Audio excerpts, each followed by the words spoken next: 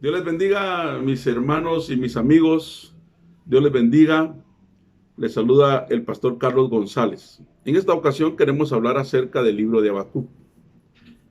El autor se estima que fue el mismo profeta Habacuc, escrito aproximadamente 600 años antes de Cristo.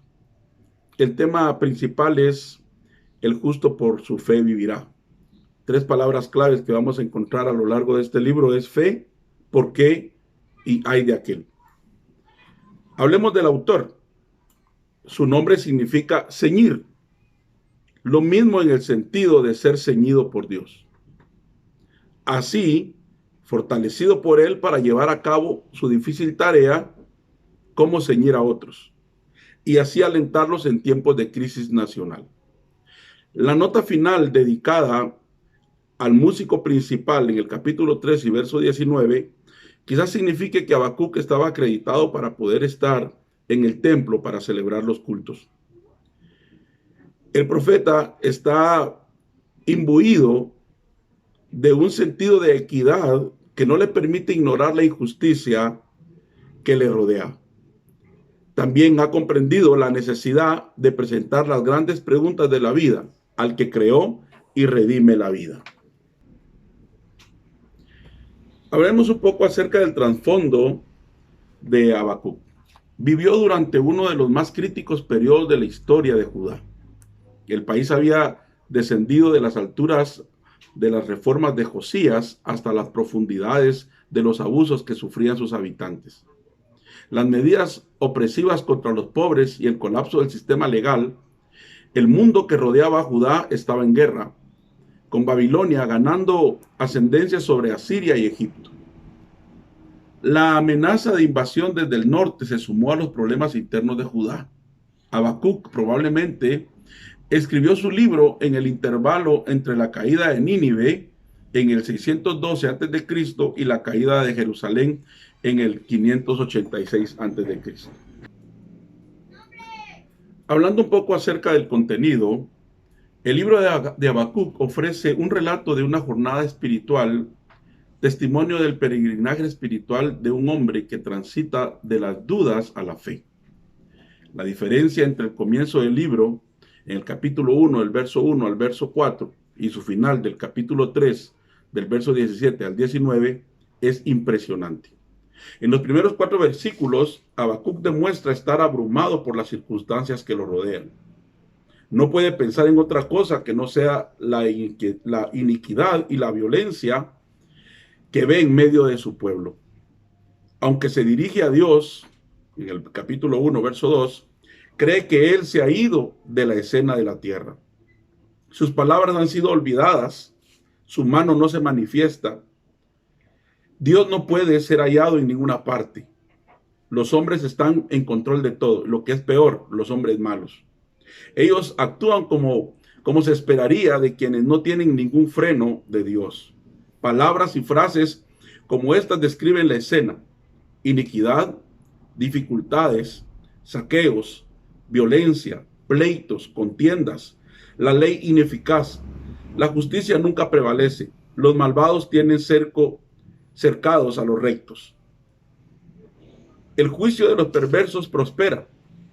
Qué diferente es la situación en los últimos 3 versículos del libro, en el capítulo 3. En el verso 17 y 19, todo ha cambiado. El profeta ya no está bajo el control de las circunstancias o ansioso por su causa, porque ha alcanzado la vista. Los acontecimientos del momento ya no nublan ya su mente, porque ha sido elevado por encima de ellos. Aleluya.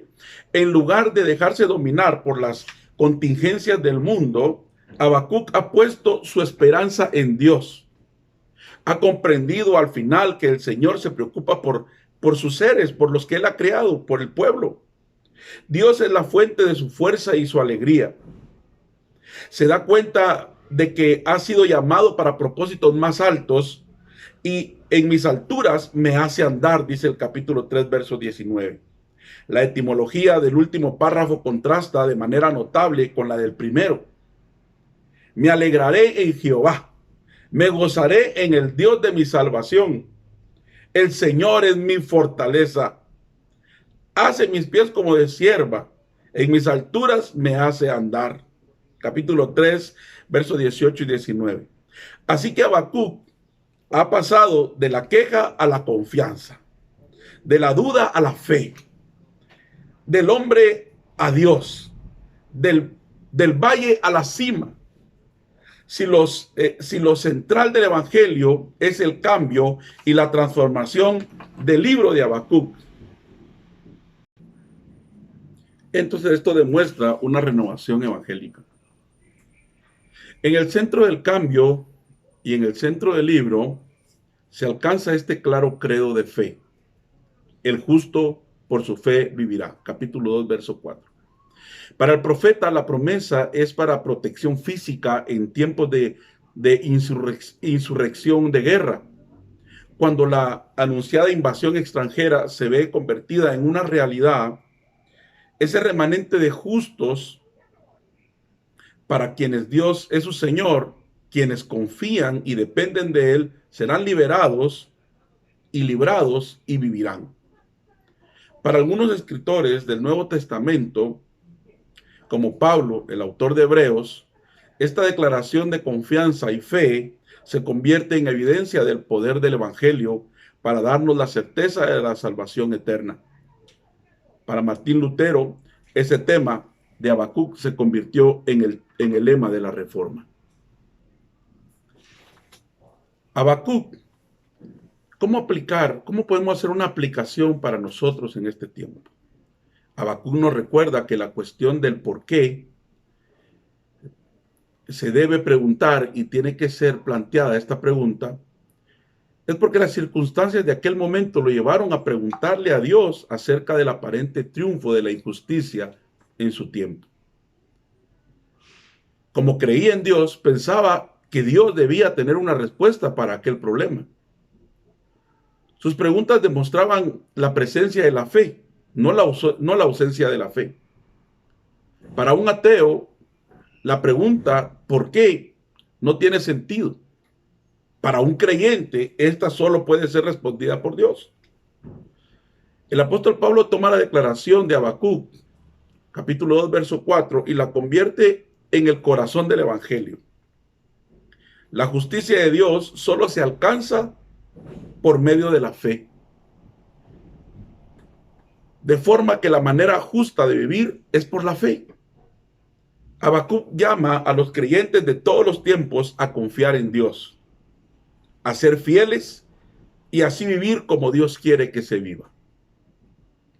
Los versículos finales de esta profecía enseñan que es posible elevarse por encima de las circunstancias y aún regocijarse en ellas, poniendo nuestros ojos en alguien que está por encima de lo contingente. Habacuc no oculta los problemas que le preocupan, ni los subestima. En lugar de ello, descubre que Dios es suficientemente en medio de las dificultades. Dificultades. No quiero desaprovechar para hacer mención de este tiempo de cuarentena, de toque de queda, de virus, de contagio, de enfermedad, de muerte, nacional y mundial. Solamente recordemos que Habacuc llegó a alcanzar ese entendimiento, que Dios está por encima de todas las circunstancias. El justo por la fe vive. Esa es la aplicación justamente en este tiempo. No importa las circunstancias que estemos viviendo ahora. El justo vive por la fe y que Dios está por encima de todo lo que está sucediendo y nosotros seremos librados y viviremos. Quisiera terminar diciéndoles que mientras Habacuc aguarda por la respuesta de Dios, el Señor le ofrece una verdad que satisface los sueños más íntimos. Al tiempo que Dios le da la solución al problema que le preocupa, él aprende a decir: el justo por la fe vivirá. Por eso el apóstol Pablo también consideró ponerlo en el Nuevo Testamento en el libro de los Romanos, para ponerla como piedra angular del evangelio, la fe, la fe. Entonces, entendiendo que Cristo es la respuesta a las necesidades humanas, incluyendo el perdón de los pecados, la relación con Dios y la esperanza en el futuro. Todo lo que venga tendrá como fundamento nuestro Señor Jesucristo, en el cual nosotros confiamos. El Espíritu Santo de Dios, que en el libro de Habacuc no se hace mención, pero sí podemos entender que siendo la fe uno de los frutos del Espíritu, podemos entender que el Espíritu de Dios en medio de este tiempo nos va a dar esa fe y esa convicción para que podamos vivir aún en medio de las situaciones y circunstancias difíciles, creyendo en el Señor para poder tener una nueva vida. Que Dios me los bendiga, mis hermanos. Ha sido un gusto poder estar con ustedes y espero que el libro de Habacuc les bendiga a ustedes y a sus familias.